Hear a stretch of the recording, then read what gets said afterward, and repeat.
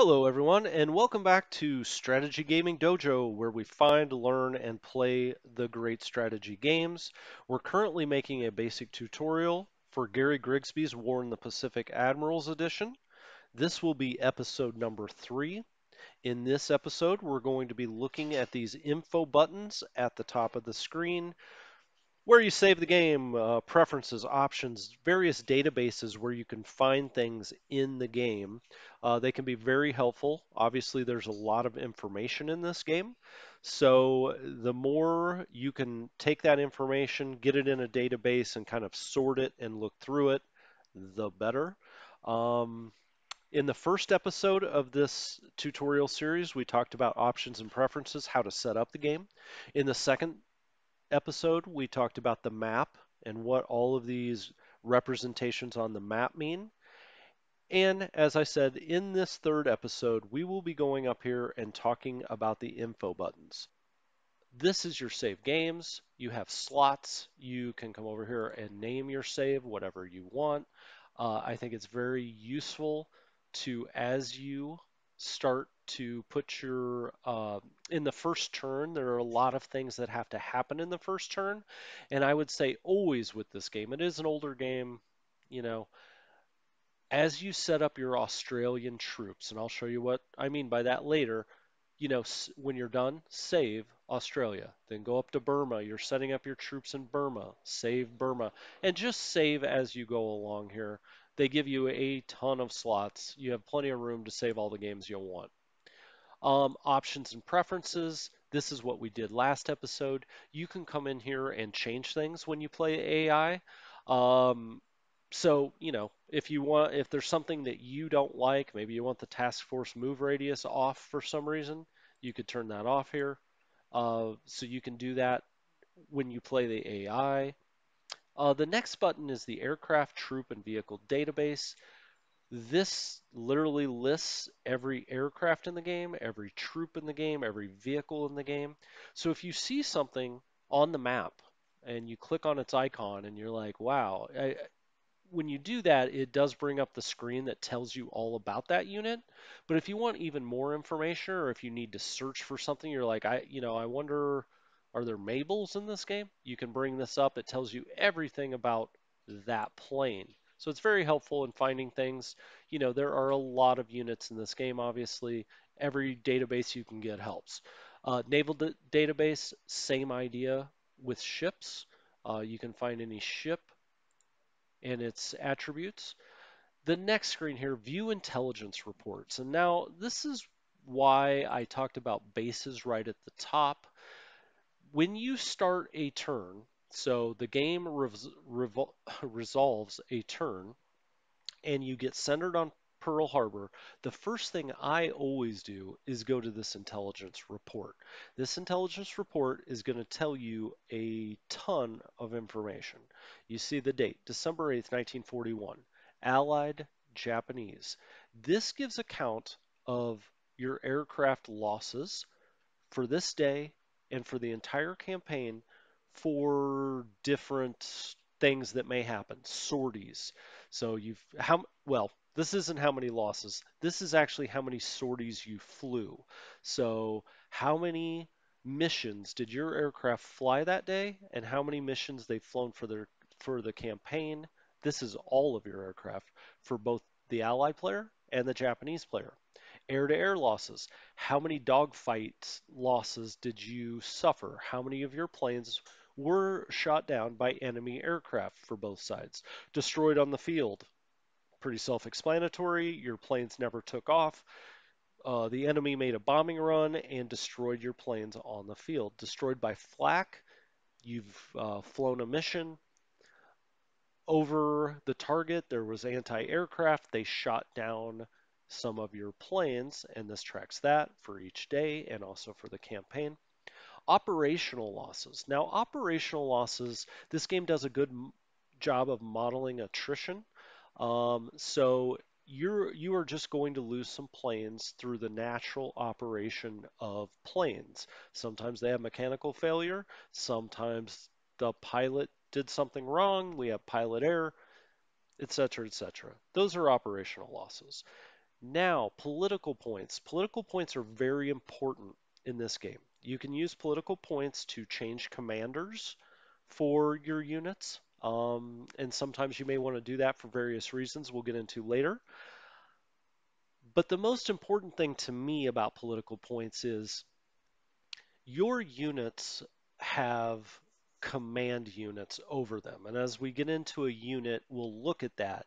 But they are commanded by a unit, a command unit. Oftentimes, those command units are restricted as to where their forces can go, and it keeps some historical accuracy. You know, there are some units that need to stay back in the United States. The US, yes, they want to push into the Pacific, and take on the Japanese there, but they're not going to completely abandon the U.S. homeland and leave no forces behind. So you have units that are kind of restricted by who their commander unit is, and the many times those commands can be bought out. And we'll talk a lot about this because it's important. So if you have a unit that's based in the US, but for some reason you want to move it to, let's say, the Philippines, you can do that, but you have to spend political points. So it does kind of hold you back, especially as the allied player, from flooding the zone. It keeps it much more historical. You'll see here, Japanese score, Allied score. The Allies start with a huge score lead. And what does this mean? Well, you'll see scoring over here. In this game, as I mentioned, you do not have to paint the map and take over the entire United States if you're the Japanese player, or completely take over the Japanese home islands as the Allied player to win the game. You're trying to accumulate points. You accumulate points by taking over bases. Here you see in the background bases on Vancouver Island. Here's a base. Here's Prince Rupert. You see the base. For every one of those bases you take over, you get so many points. They have different values to the Allied and the Japanese player, depending on how important they would be to each player. You also get points. So we see this Allied bases controlled 592, Japanese bases controlled 244.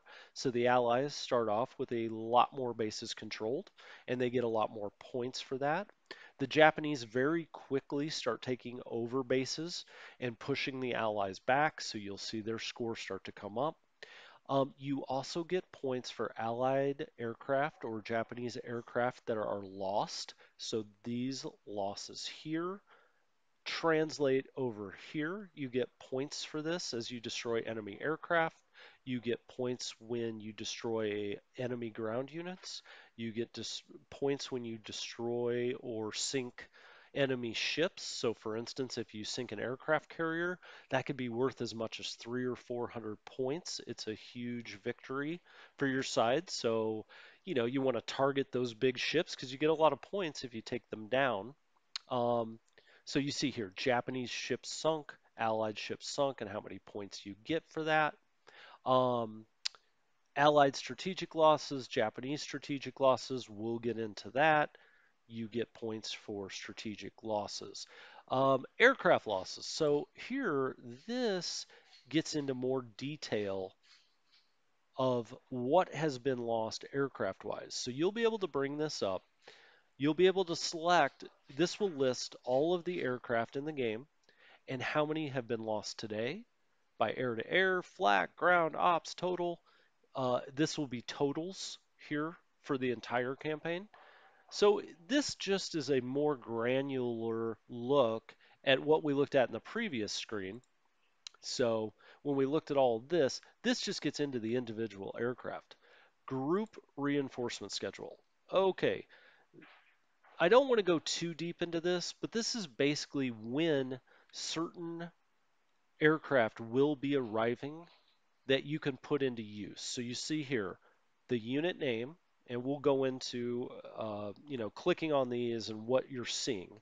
The aircraft type, how many of those aircraft there are, or at least the maximum that would be in this air wing. So you'll see VMF 111. Let's open that up. That is an F4F3A Wildcat, and it's a fighter.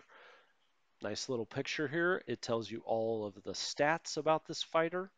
Um, so in one day, you're going to be getting 18 of these, one day till arrival, in the eastern USA base. And I'll show that in a little bit. It's actually an off-map base.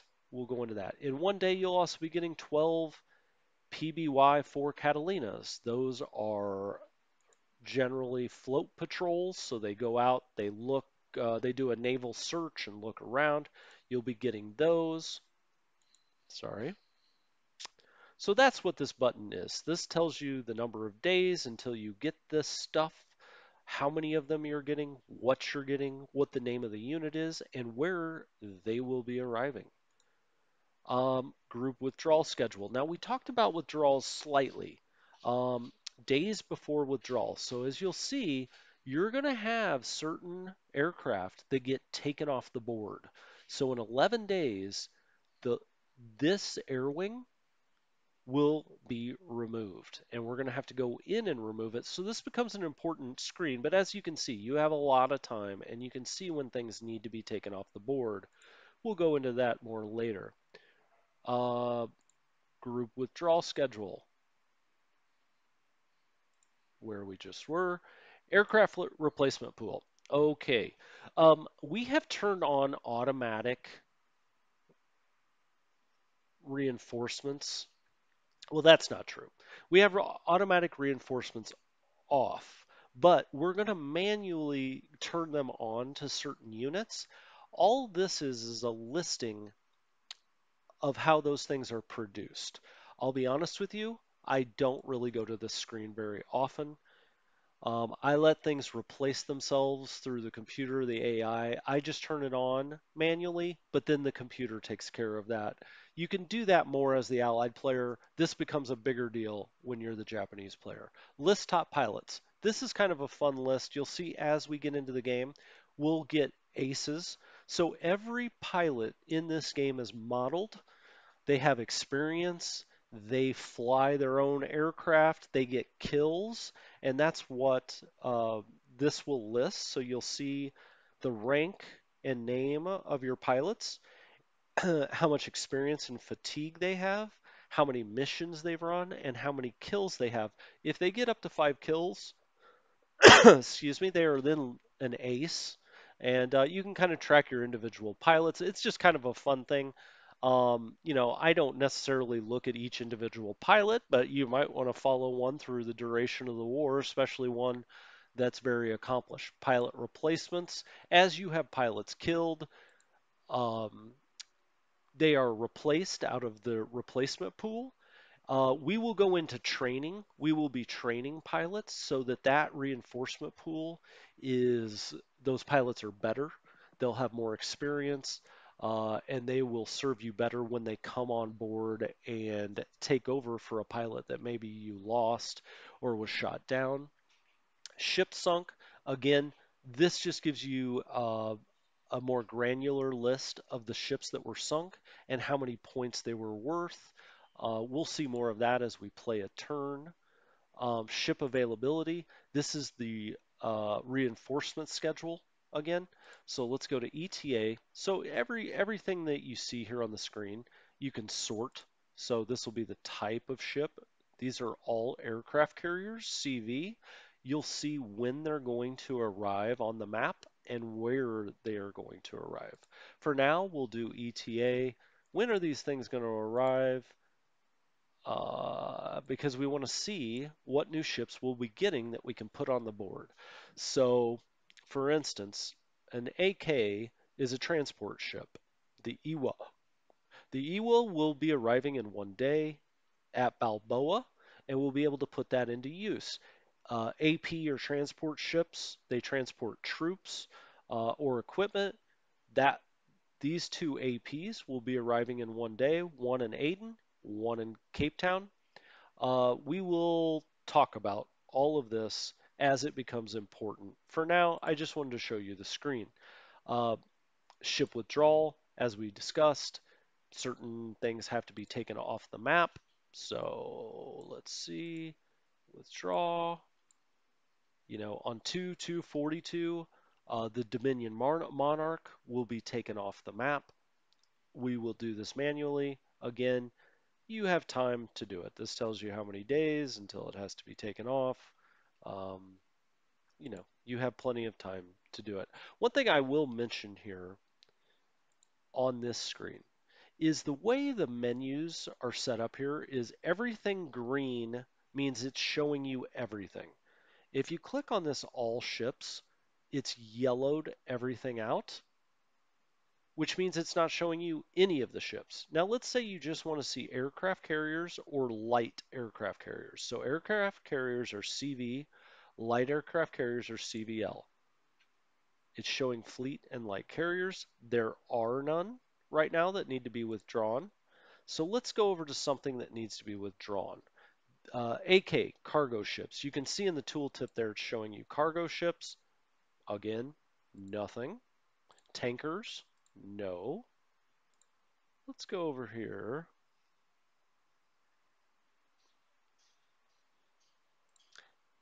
and yellow this out. Let's yellow that out. Okay, CACL. So we'll get off of all ships here and we'll just go look.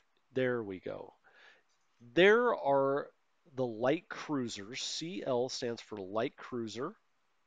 These are all of the light cruisers that will need to be removed from the map at some point. And we can then click on this and see how many days until those light cruisers come off. Now, let's say for some reason you just want to see what U.S. Navy light cruisers will have to be withdrawn.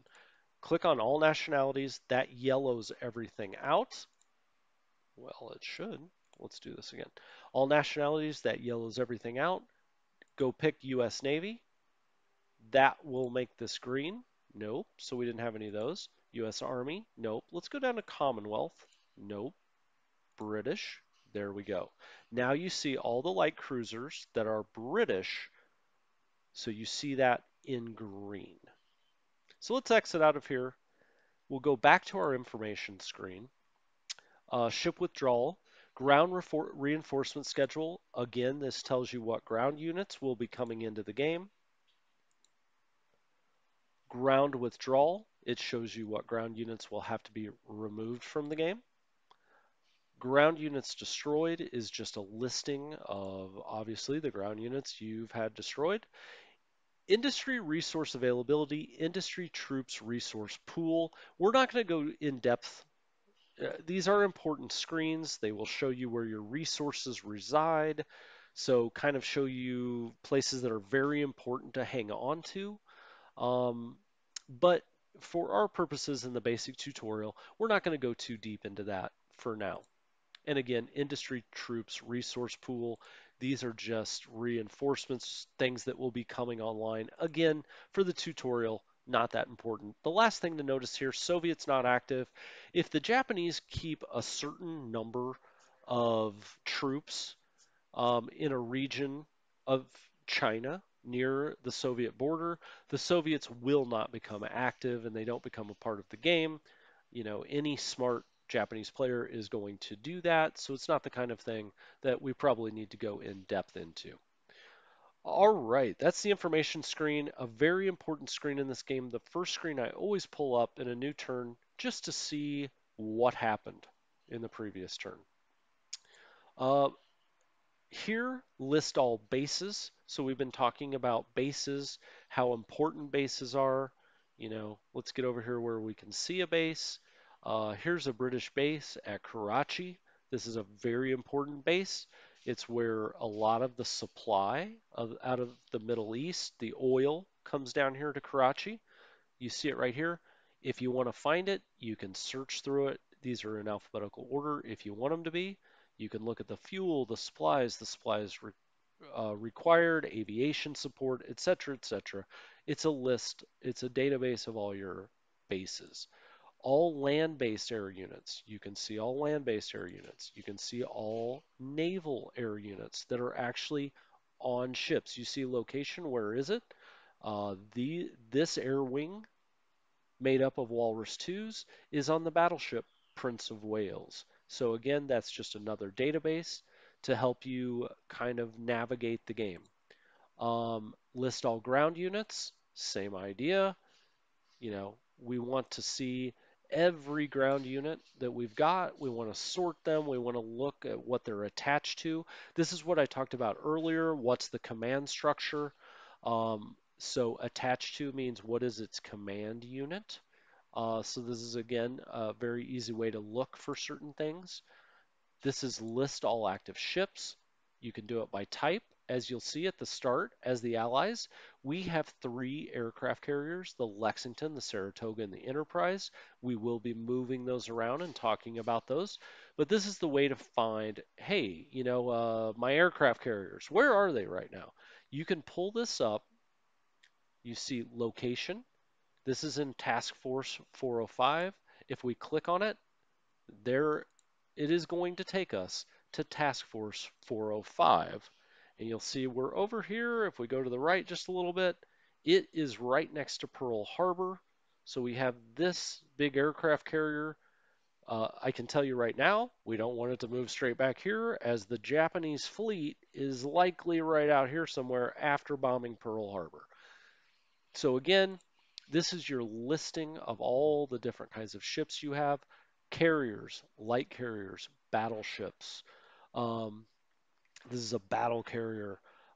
CA is cruisers. You have a lot of cruisers as the Americans, as you can see, light cruisers, etc., etc. So that's a list of all of your different ship types, list of all task forces. Now, as we talked about, those individual ships, you put them into task forces and then give them orders.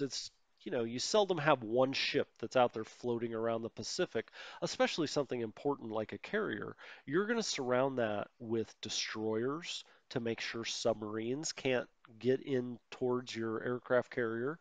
You'll often have cruisers with them.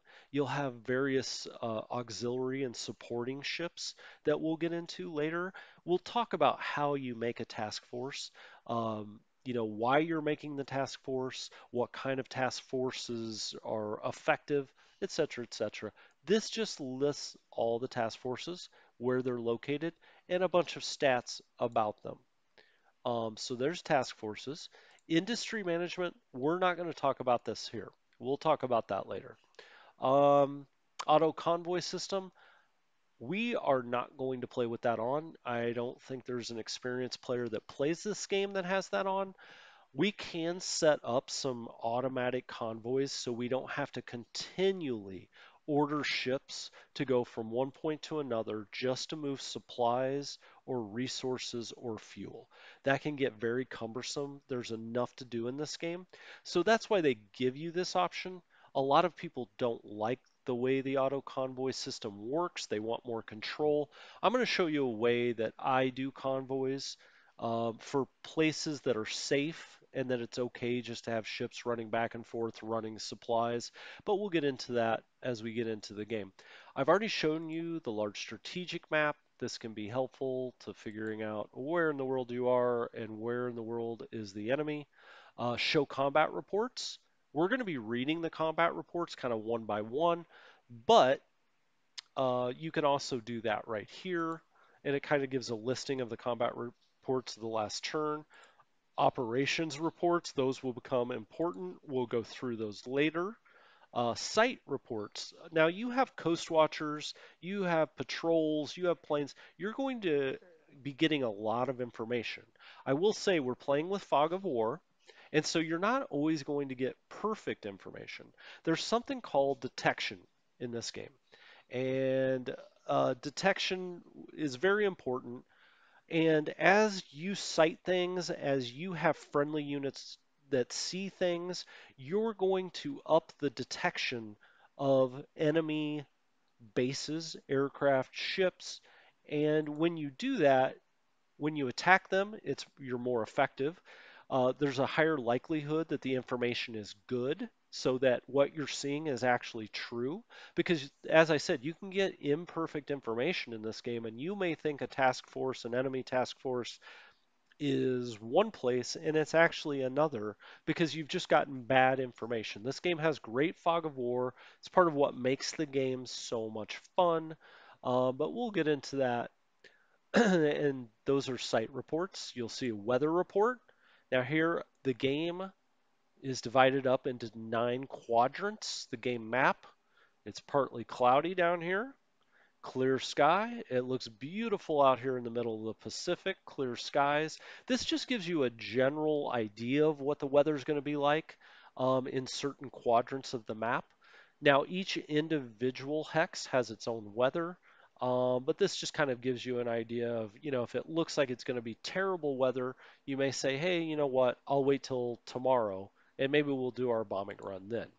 So that covers all of our buttons up here. Now this is in the orders phase. This is the next turn button. So careful here, of course, you don't want to mistakenly hit that without your orders that you want having been put in.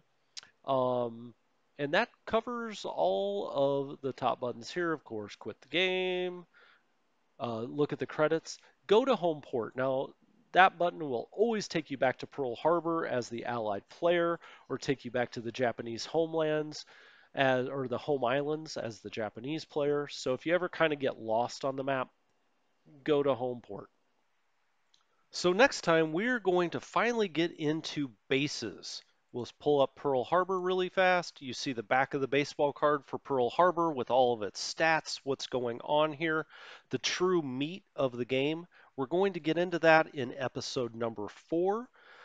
As always, thank you so much for joining me in this basic tutorial for War in the Pacific. If you like this tutorial and you'd like to see more of them, please subscribe below. And thanks again. See you next time.